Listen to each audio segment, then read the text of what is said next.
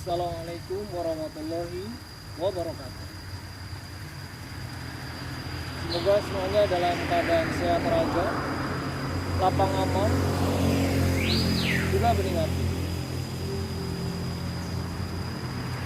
Mari kita perhatikan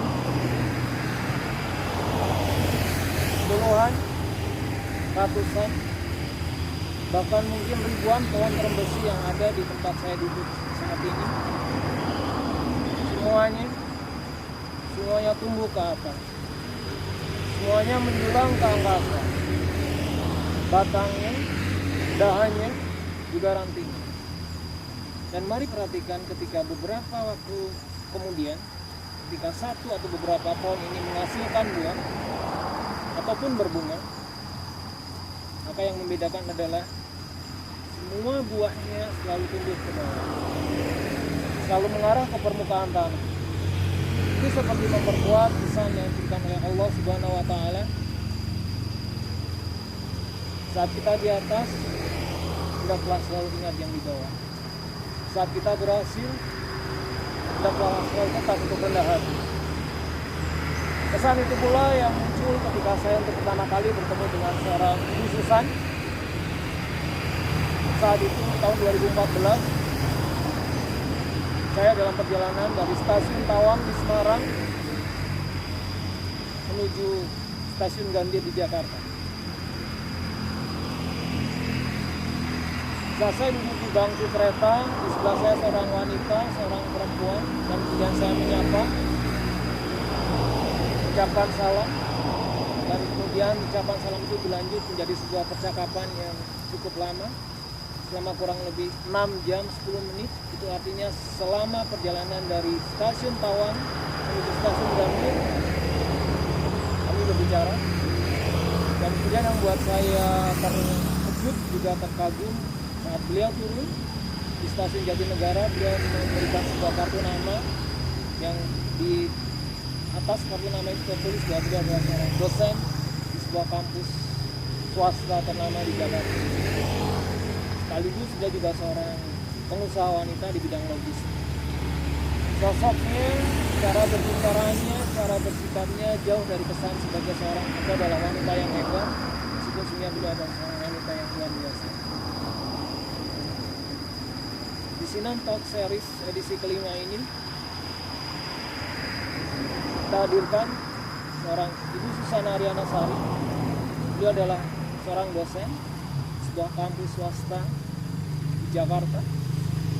Beliau juga adalah seorang pendiri Indonesia Women in Transportation and Logistics, seorang founder. Dan yang buat saya terkesima adalah beliau adalah wanita pertama yang berhasil menembus benteng pertahanan Perserikatan Bangsa-Bangsa, mewakili Indonesia untuk bidang logistik. Di edisi yang kelima ini beliau akan bercerita tentang masa kecil beliau. Kemudian akan bercerita tentang bagaimana beliau memberikan yang terbaik bukan hanya untuk bisnis yang beliau geluti, tapi juga untuk bangsa ini. Dan juga beliau akan bercerita tentang Indonesia Women in Transportation and Logistics, sebuah advokasi yang beliau dirikan yang ditujukan untuk perempuan-perempuan terbaik di bidang logistik di Indonesia. Semoga melalui cerita ini bisa memberikan manfaat. Dan mari dukung cita-cita berlimpah kebaikan dengan berikan like, comment, share, atau subscribe di channel Al-Fatih Izzi Iman. Semoga bermanfaat. See you next. Halo, Assalamualaikum warahmatullahi wabarakatuh. Saya Susana Arianasari. Saya mengenal Mas Agus Sujarwo. Lebih tepatnya dia sudah seperti adik saya ya. Agus Sujarwo saya kenal tahun 2014 pertama kali saat kami sama-sama dalam perjalanan dari Semarang ke Jakarta. Mengenal di Agus ya, Agus Sujarwo seorang ibu yang punya dedikasi tinggi mengajar di SMP Alisa. Jadi saya mengenal beliau mempunyai visi misi untuk mengubah lingkungannya, khususnya anak-anak muda, punya karakter karakter dan punya keinginan yang tinggi untuk sukses. Saya diminta untuk bercerita tentang bagaimana perjalanan dan lingkungan saya selama ini. Sudah 21 tahun ini saya bergerak di bidang internasional freight forwarding.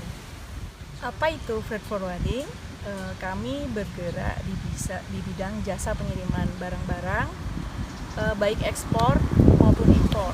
Kita punya networking keagenan luar negeri hampir di seluruh dunia. Ada tips-tips bagaimana sih supaya kita bisa melaksanakan suatu pekerjaan, mengirim barang dan membuat pekerjaan dari A to Z itu rapi dan baik. Kita harus memperhatikan dalam dunia logistik, kita harus memperhatikan 7 ya, namanya 7R istilahnya. Apa saja? Yang pertama, right quality, yaitu mutu yang tepat. Yang kedua, right quantity, di mana kita harus tahu jumlah yang tepat. Lalu right time, waktu yang tepat. Lalu right place, tempat yang tepat. Juga right impression, kesan dan impresi yang tepat terhadap logistik kita. Terus right price, harga yang tepat. Serta yang terakhir yaitu right information, informasi yang tepat. Anda lakukan itu, 7R, insya Allah semua pengiriman akan berjalan dengan baik. Yang menjadi penyemangat dari diri saya bahwa selalu ingat, do not border yourself. Kenapa saya punya pengalaman yang sangat luar biasa, di mana saya tahun 2017 Not Award dari UNESCO, saya ditunjuk sebagai Women in Logistics mewakili Indonesia. Di sana kita bercerita, kita memberikan masukan, kita memberikan banyak info tentang dunia kita, bagaimana kita mulai dari nol berjuang hingga mencapai suatu titik di mana kita bisa sama di level dunia. Terima kasih. Salam dari PT Transaka Dunia Kargo. Saya Susana Rianasari. Wow, ada si cantik. Assalamualaikum warahmatullahi wabarakatuh. Dadah. Assalamualaikum warahmatullahi wabarakatuh. Waalaikumsalam warahmatullahi wabarakatuh. Teman-teman, kita kali ini ngobrol sama seorang Ibu Susan. Kalau saya lebih pas manggilnya Mbak Susan, karena sudah menjadi kakak buat saya. Kali ini Ibu Susan akan bercerita tentang dunia logistik ya. Dan mungkin karena di sela kesibukan beliau yang sangat-sangat padat, jadi saya harus memaksimalkan waktu ini semaksimal mungkin. Mulai dari pertanyaan pertama, nggak apa-apa Mbak? Boleh, monggo. Silakan. Pertama tentang ini Mbak, apa namanya? Mungkin Trisakti atau mungkin UPN, artinya basis pendidikan Mbak yang kemudian sebelum terjun ke dunia logistik, boleh cerita tentang dunia logistik di kampus seperti apa Mbak? Apa yang dipelajari? Oke, kalau aku tuh sebenarnya S1 aku di Fakultas Ekonomi Manajemen ya. Sedang S2 aku di Magister Manajemen jurusan Logistik. Mungkin berbeda, tapi sebenarnya kalau dari sisi pelajarannya ada sedikit nyambung, karena kan yang aku pelajari di S1 tentang ekonomi ya, tentu di sana banyak yang kita pelajari, entah itu akuntansi, manajemen, bahkan mungkin pemasaran gitu kan. Dulu aku suka banget pelajaran pemasaran, marketing gitu kan, Philip Kotler bukunya kalau nggak salah. Banyak banget, dan itu ngeling di S2 bidang logistik.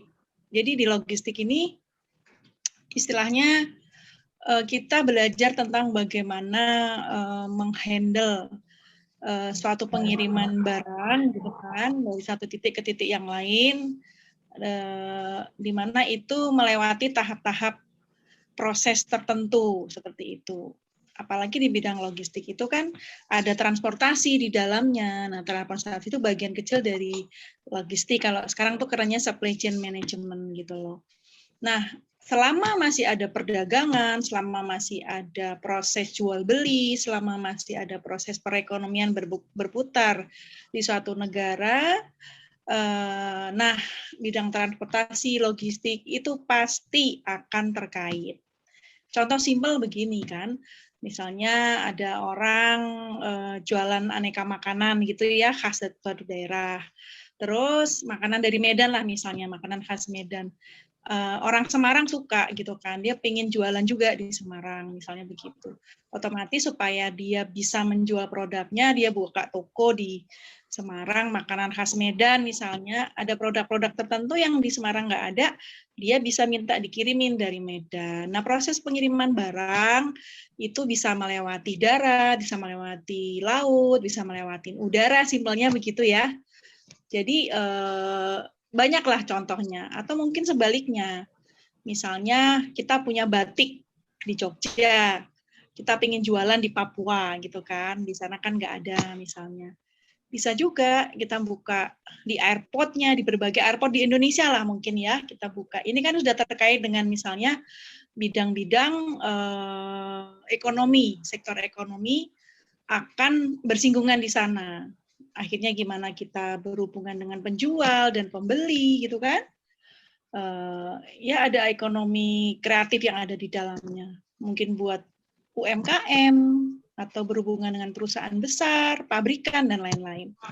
Luas ya, menarik dan saya suka banget gitu loh pembelajarannya. Apalagi kalau dulu aku suka di ilmu marketing karena memang aku dari kecil suka dagang lah, kayaknya orang tua aku sudah mengajarkan aku juga waktu kecil mandiri kan. Dulu sering dari SD, SMP, SMA tuh aku udah biasa. Misalnya ada produk-produk ibu bikin kue, aku titipkan di kantin, seperti itu. Atau bikin pernik-pernik, dulu mungkin aku kumpulin, aku bikin notes gitu kan, notes gitu, aku jual di kelas. Suka aja. Nah, belajar itu mungkin karena pekerjaanku hampir, ya dari awal memang aku diajak teman aku gitu kan, bareng-bareng bikin usaha itu, dari lulus kuliah, S1, langsung kerja, ya udah. Awalnya juga otodidak, cuman alhamdulillah, gimana ya waktu itu, aku masih jadi karyawan, aku suka belajar. Jadi setiap ditawarin mungkin teman-teman yang lain belum tentu tertarik atau mereka mungkin nggak ada waktu.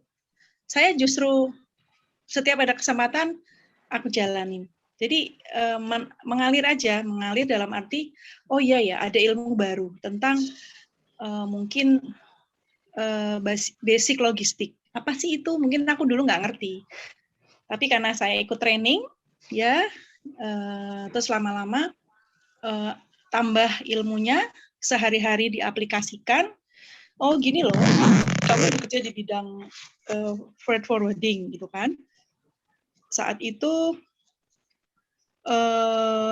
aku tahu, oh jasa pengiriman barang itu ada yang domestik, yang khusus untuk Indonesia. Tapi ada juga yang sudah ke mancanegara atau ekspor impor gitu kan.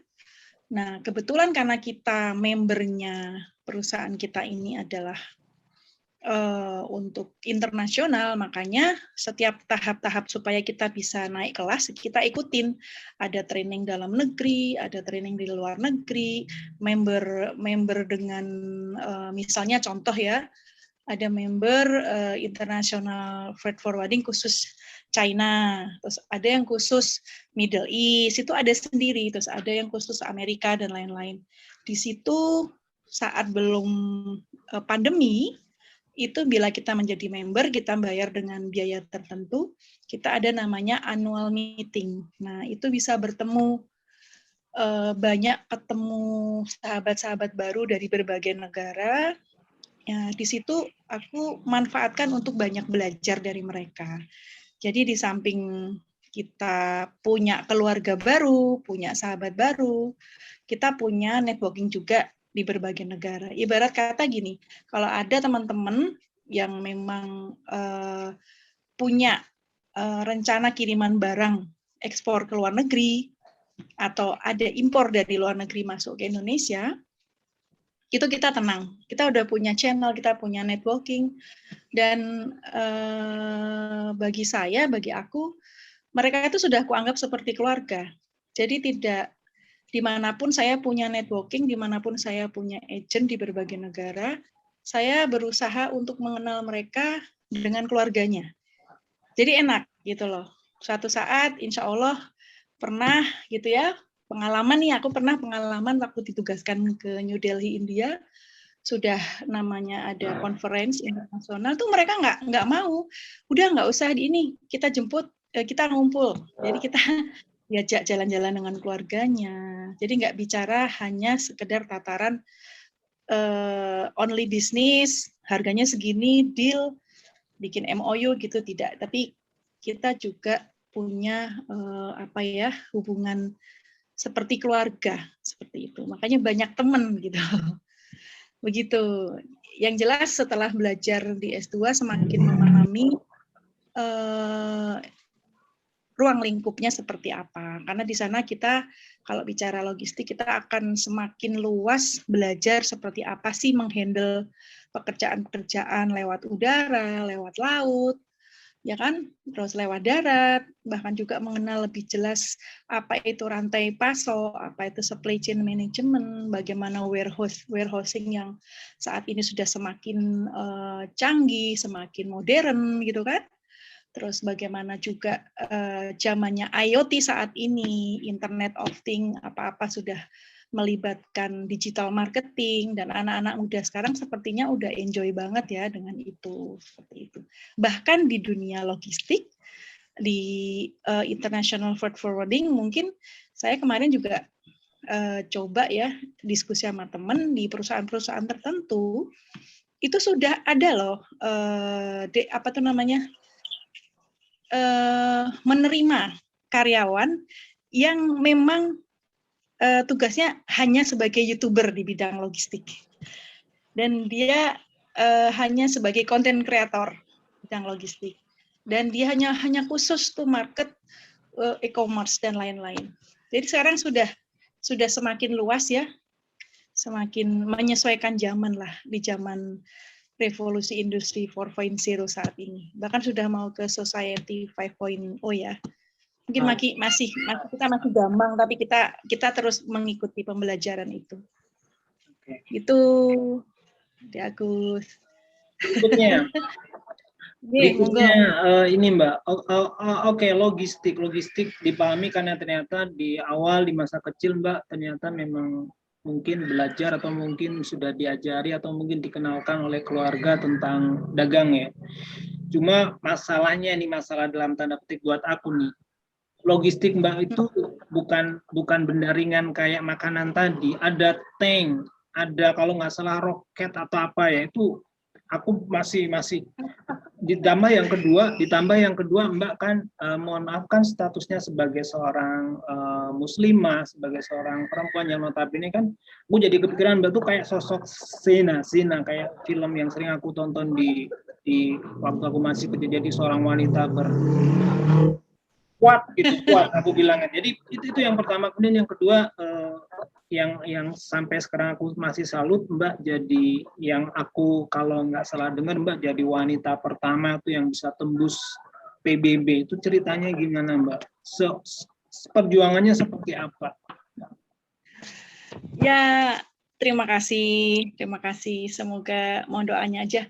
Sebenarnya ceritanya ya memang saya tahun 2017 ya. Alhamdulillah saya mewakili ALFI. ALFI itu adalah Asosiasi Logistik dan Freight Forwarding Indonesia, di mana ini adalah organisasi yang menaungi seluruh perusahaan-perusahaan transportasi dan logistik di Indonesia. Jadi mereka yang punya perusahaan itu menjadi member di sana, dan kita punya payung hukum. Ya, ALFI ini satu-satunya organisasi yang di-endorse oleh Kementerian Perhubungan. Jadi ada perwakilannya Indonesia ALFI, terus di regional ada namanya AFA, itu freight forwarding-nya untuk Asia ASEAN, terus nanti ada Viata yang tingkat dunia. Jadi kebetulan karena saya sejak 2008 itu saya senang mengajar juga ya. Jadi saya ikuti proses training dari basic sampai Viata sampai TOT, Training of Trainer. Saya alhamdulillah diberi kesempatan dan diberikan beasiswa oleh Alfi lewat Alfi Institute, lembaga pendidikannya. Terus saya diminta untuk menjadi salah satu bagian dari pengajar di sana, ya. Nah, waktu itu 2017 itu ada istilahnya kita diberikan kesempatan bagi perempuan, khusus perempuan ya, Women in Logistics untuk memberikan pendapat dan tulisan dalam bentuk pertanyaan-pertanyaan yang harus dijawab. Nah, Indonesia mengirimkan saat itu tiga orang, termasuk saya. Ya, alhamdulillah. UNESCAP ini kan ada di Bangkok ya. Ya kita dipilih saat itu memang fokus tentang bagaimana perempuan dengan kesetaraan gender dia terlibat dalam dunia atau industri logistik. Nah, alhamdulillah tulisanku dapat yang terbaik untuk UNESCAP di Asia Pasifik. Ya intinya sih mungkin karena saya memang dari awal menjalani ya, dari nol saya menjalani, dan di sana saya cerita apa adanya tentang diri saya, pendapat-pendapatnya seperti apa, ya saya mengalir aja. Intinya saya akan bekerja keras, saya akan fokus, saya bertanggung jawab, menjaga amanah, dan selalu mencintai pekerjaan yang diberikan. Jangan pilih-pilih, setiap ada tugas kita laksanakan dengan riang gembira, ya. Dan saya itu inginnya ingin tahu gitu loh, yang tadi saya bilang, makanya saya ikutin satu persatu. Terus sekali waktu ada suatu proyek yang memang digulirkan di Kementerian Pertahanan waktu itu tentang pengiriman di kawasan konflik ya di Afrika, di tepatnya di Sudan. Itu konflik dan perang saudara gitu kan. Di sana ada pasukan kita, pasukan pemelihara perdamaian PBB dari Indonesia yang ditempatkan di sana. Polri juga ada di sana. Saya waktu itu ikut yang proyek pengirimannya untuk TNI.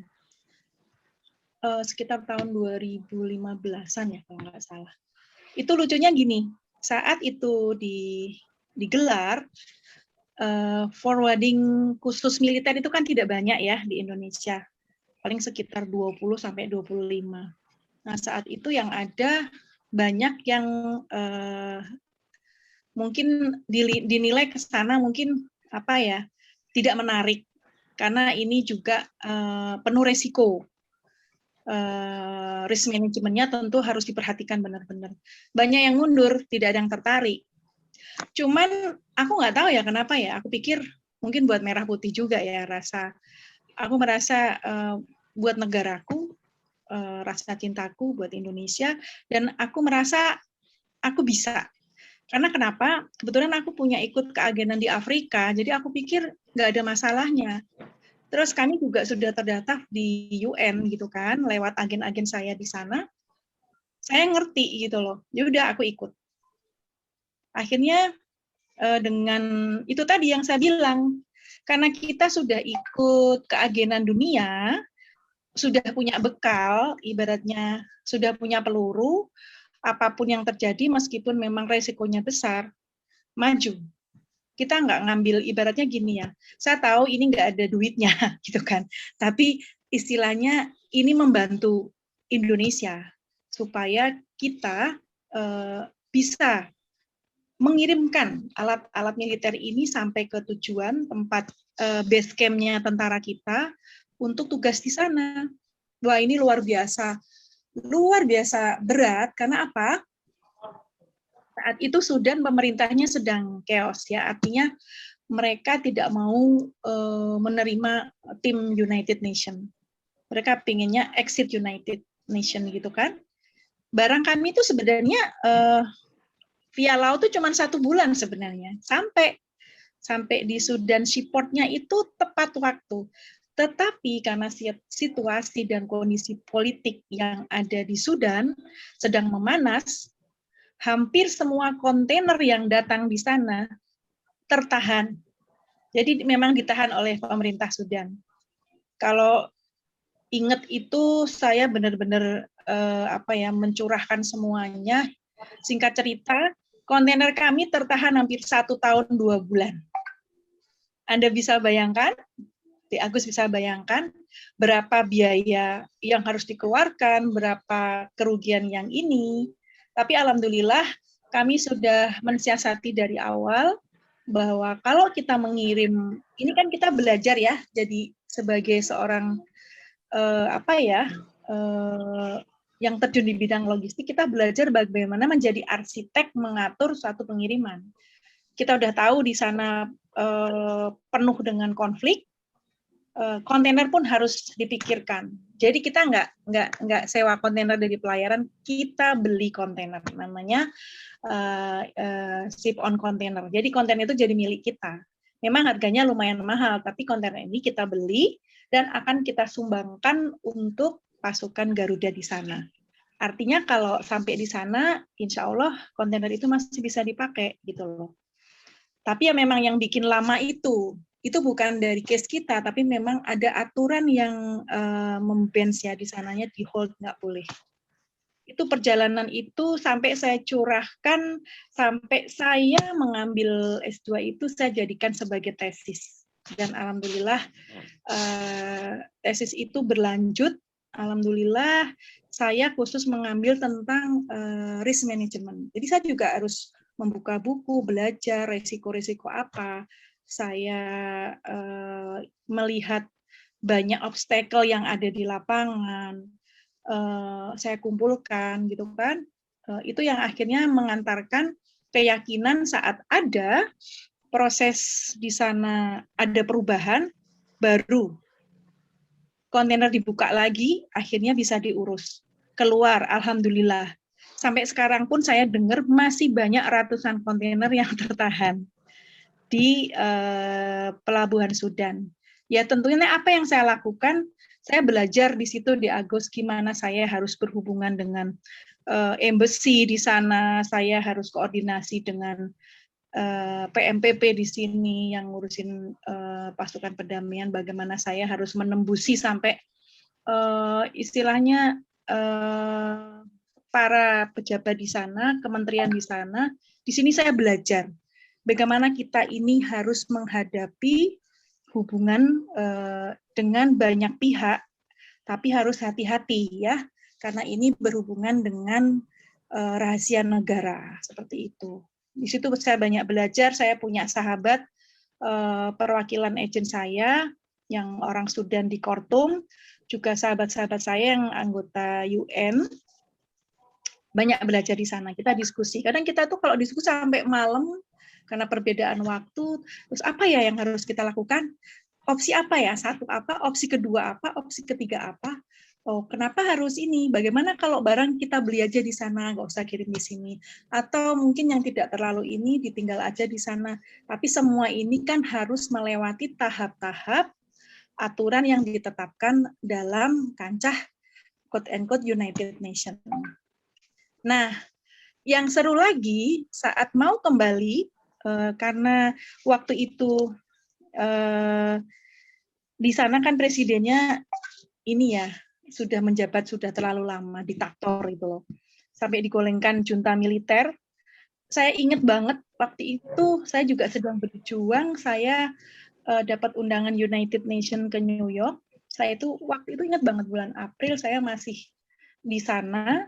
Saya mendengar kabar bahwa di Sudan itu sudah berganti sekarang. Pemimpinnya seorang petinggi militer. Nah, sampai sekarang saya lihat sih mengikuti perkembangan ya berjalan aman-aman saja.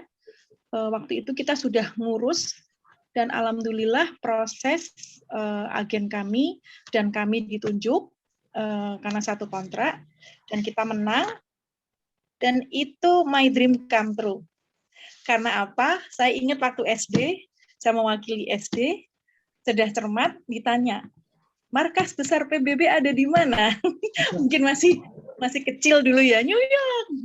Acung tangan. Sampai waktu itu saya pernah pikir, Bu Guru, saya besok pasti ke sana. Ceritanya lucu ya. Saya tuh sampai kalau ingat kemarin tuh, ya Allah, aku dulu waktu kecil pernah ngomong gini ya. Waktu aku tuh di depan bener, saya di depan patung di United Nations tuh ada patung pistol, juga ada patung tentang perdamaian itu, ada bola dunia itu. Saya sampai menitiskan air mata di sana. Ya Allah, alhamdulillah, kalau kita positive thinking, kita punya afirmasi positif, dan saya bismillah aja kok saya sampai juga di sini ya. Sampai di dalam itu saya ingat banget di lantai 3 bagian logistik loh. Saya ngobrol dengan salah satu departemen seksinya orang Prancis ya, sama yang satu lagi orang Afrika, itu ngobrol. Mungkin kamu baru satu-satunya perempuan dari Indonesia yang ke sini urusan seperti ini. Urusan logistik, dia bilang gitu. Sepertinya waktu ngobrol tuh mereka, memang kamu punya ini. Do you have Viata certificate? Yes, I do. Aku langsung jawab begitu.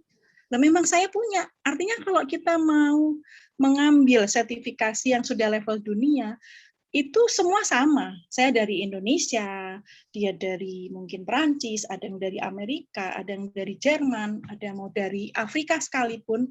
Kalau kita punya sertifikasi itu, dalam standarisasi kita ikut tender-tender dunia, apalagi logistik yang terkait dengan itu, tinggal tunjukkan.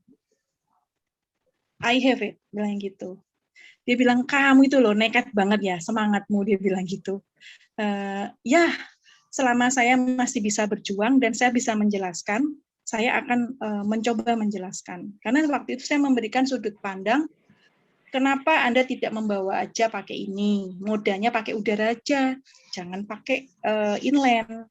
Karena ini ngeri, Anda membawa mungkin aneka macam amunisi, ya, senjata dan lain-lain. Kalau Anda nanti lewat di tempat konflik, ngeri, itu bisa saya ngasih masukan itu di Agus. Ya, mungkin mereka satu saat menerapkan ya, karena memang harus dipikirkan, oh ya, pengiriman udara memang cepat, cuma 1 jam flight. Dan di sana seperti apa? Di sana nggak ada pesawat dengan mudahnya tersedia. Kita harus pesan dulu, ibaratnya kita harus sewa kemana, taruh Antonov kemana. Mereka mintanya pakai Chinook, apa namanya itu yang heli. Itu punyanya tentara Amerika, nggak bisa sembarangan, melalui prosedur-prosedur seperti itu kan. Ya, tapi minimal saya banyak belajar di sana, saya bertemu dengan orang-orang hebat, dan saya surprise sekali, ada salah satu warga negara Indonesia yang dia ditempatkan di sana sebagai bagian logistik di United Nations. Mas Reza, mungkin saat ini dia masih di sana, dia lulusan S3 ITB ya, dan saya salut, beliau dengan istrinya seorang dokter, sekarang menetap di New York, salah satu kebanggaan Indonesia yang dipercaya PBB untuk ya menerima tugas mulia di bagian logistik, seperti itu. Ya, alhamdulillah, di situ saya banyak belajar, alhamdulillah saat tim kami dengan agen kami menang yang di Sudan, oke, kita happy melaksanakan pengiriman. Dengan kami niatnya bismillah membantu dengan mungkin biaya tidak terlalu mahal. Kita menyesuaikan dengan kondisi dan kita bantu supaya semuanya lancar. Jauh banget, hargaku paling murah. Mbak, ini pertanyaanku terakhir, Mbak. Pertanyaan terakhir. Aku minta dijawabnya 5 menit aja ya. Oke. Lagi banyak. Soalnya tanya Mbak kan pasti butuh saking waktu serunya. 5 menit saja, Mbak, ringkas. Pertanyaanku gini. Oke, intinya bisnis not only about profit. Berarti sesuatu yang bisa kita persembahkan untuk lingkungan sekitar. Dan apakah itu juga yang ingin Mbak wujudkan lewat Indonesia Women on Transportation and Logistics, UETL ya? Yes. Ya, bisa jelaskan Mbak, Gini, kalau misalnya aku mau daftar, bukan aku, maksudnya teman-teman mau daftar menjadi bagian IWTL, caranya bagaimana, visinya seperti apa? 4 menit Mbak. Oke. IWTL itu untuk perempuan, deh Agus. Oh ya maaf, ya teman-temanku yang perempuan maksudnya. Oke, nggak apa-apa. Tapi nggak apa-apa. Artinya friend of IWTL juga bisa. Jadi IWTL itu Indonesian Women in Transport and Logistics. Jadi memang saya sejak 2017 menjadi penunjukan itu, saya sudah punya keinginan saya harus bikin di Indonesia. Makanya baru terwujud kemarin, belum lama. Baru terwujud kemarin bulan Maret 2021, saya kukuhkan, saya yakinkan saya harus bikin. Akhirnya saya bikin. Dan memang benar bahwa kita bicara bisnis tidak hanya bicara masalah duit saja ya. Ya, kita harus bisa mengempowering sesama, khususnya perempuan. Saya ingin para perempuan itu yang bekerja di bidang logistik, transportasi, dia juga punya sesuatu yang akan menjadikan dia lebih kuat, dia lebih percaya diri, dia lebih yakin dengan keilmuannya, dan dia bisa membantu sesama gitu loh. Artinya sebagai perempuan jangan menyerah. Seperti saya punya ini, jangan batasi dirimu. Belajar, kamu bisa. Punya ilmu, kamu berbagi. Jangan kamu keep sendiri gitu loh. Artinya kalau kita melihat teman-teman perempuan kita dimanapun, kayak kemarin saya tugas di Natuna, pulau terpencil, itu ada perempuan yang berani mendirikan perusahaan sederhana pengiriman di salah satu desa gitu ya. Luar biasa. Dia, saya pengen belajar Bu, saya nggak ngerti. Oke, saya kasih tahu. Kamu nanti belajar ini ya. Kamu bisa mengambil ini. Sekarang gampang kok, lewat online bisa, webinar bisa. Biayanya segini. Kalau kamu mau, yang free ada. Saya siap membantu. Jadi saya sendiri kadang membantu teman-teman yang tidak tahu, kapanpun 24 jam mereka mau tanya, saya kasih kesempatan. Insya Allah kalau saya bisa bantu, saya bantu. Tapi yang jelas, intinya ikut IWTL itu free, dan itu hanya komunitas kok di Agus. Jadi komunitas, artinya semuanya boleh ikut, khususnya yang di bidang logistik dan transportasi. Bahkan sekarang saya sudah jalan 8 tahun membina UMKM ya, jadi saya lebih mengerucutkan para petani-petani atau para mungkin mereka para teman-teman kita yang sedang berusaha masih nol, nggak ngerti, kita ajarin gimana cara ekspor, gimana produknya, bisa nanti naik kelas, diajarin packaging dan lain-lain. Di WTL kita saling bahu-membahu dan saling membantu. Gitu. Kalau ada yang kurang jelas bisa kontak ke saya, nggih. Matur nuwun sangat, mohon maaf saya banyak ngobrolnya kemana-mana. Mbak, udah makasih banyak ya. Selamat istirahat ya. Jangan lupa makan malamnya ya Mbak. Sampun, matur nuwun sama tadi sama Mas Eri udah makan. Salam dari Mas Eri untukmu sama Mbak ya, sama Ananda. Sehat selalu. Amin. Sukses ya, Mas Agus Sujarwo. Ya, yo, waalaikumsalam warahmatullahi wabarakatuh.